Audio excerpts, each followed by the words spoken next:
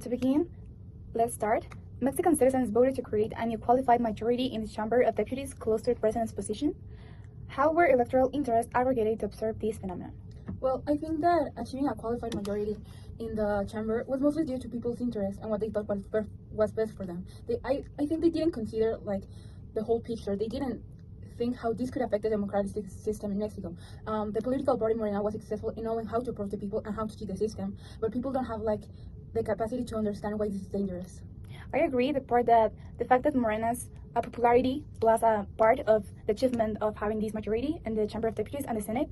However, it's also important to consider how interest contacts between these people in the political level worked, and also to consider the ultimately reports of violence and abuse, harassment to candidates of other parties. So this kind of effect.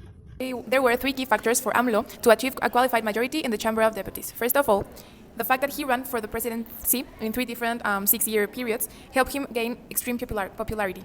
Using his campaign to highlight that he had visited every town in Mexico, he generated a fanatical following, especially considering that his slogan, "The Poor First," makes it much easier for Mexicans to sympathize with him, given the high poverty rates in Mexico.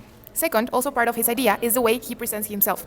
His simplicity in the way he speaks and his charisma bring him closer to people, making them feel heard and that he understands what they need.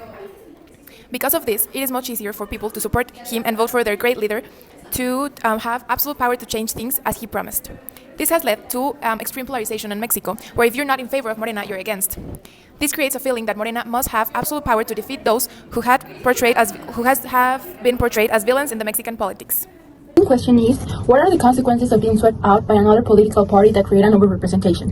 To begin, let's consider that now Morena has a majority in the Chamber of Deputies and Senate, 10% over the percentage permitted by the political constitution of the Republic, and this causes a threat to democracy and justice, as it makes it so easy to approve legislators and reforms, just like the one was just approved, the judicial reform, which represents a difficulty and a threat to the access to justice and the legal security of persons.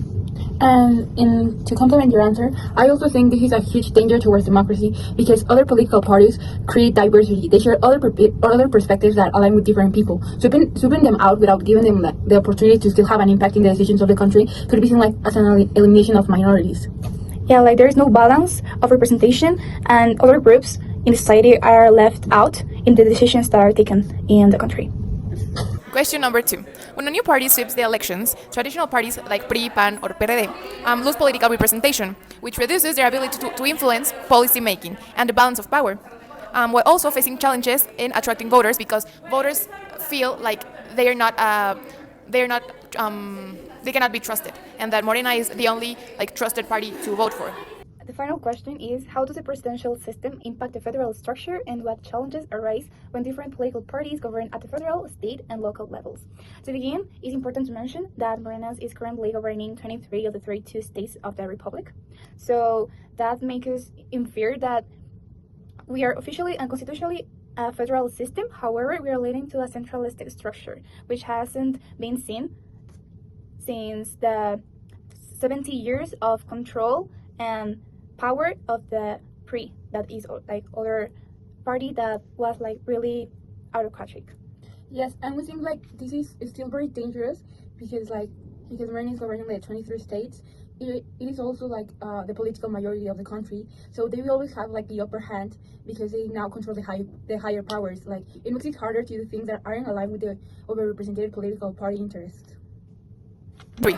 After Mexico's 2018 elections with Morena and AMLO coming to power, the federal system saw some major changes, especially where different political parties control the federal, state, and local governments. With more power concentrated at the federal level, there's been a risk of centralizing decision-making, which could limit the autonomy of states and municipalities, particularly those governed by the opposition parties. These states might struggle to get funding or push projects, leading to tensions. On the other hand, this situation might also force different levels of government to work together on big issues like security and economic growth. Municipalities, being the most dependent on outside resources, are especially vulnerable, and their ability to govern independently could be affected if both the federal and the state governments are politically aligned against